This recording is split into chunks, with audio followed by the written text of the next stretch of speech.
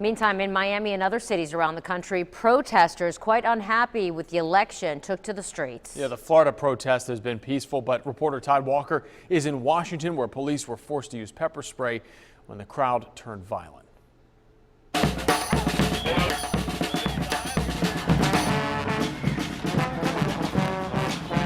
If the protesters who started the day were afraid of a Trump presidency, their protests seem more like a party at times.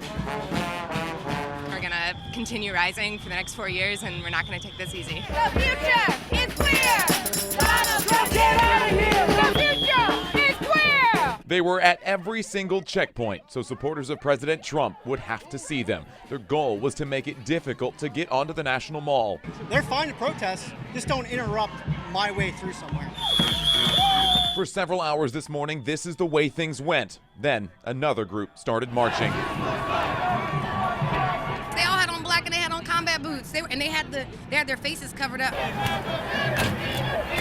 Anarchists started marching toward the secure area, their destruction ramping up as they went.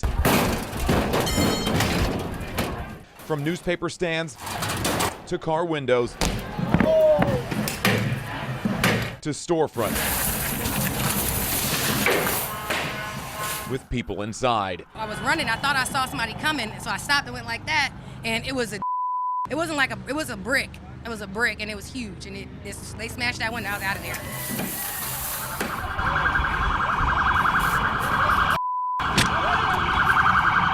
Police in riot gear moved in. They used pepper spray,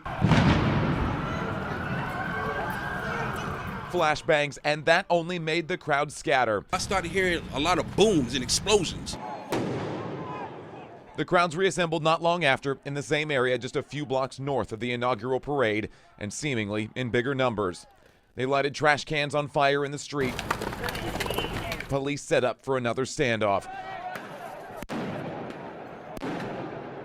By this point, almost 100 people had been arrested and more officers hurt. During the chaos, that limo that had its windows smashed was set on fire. Smoke filled the streets and helped scatter the crowds again. The question is, for how long?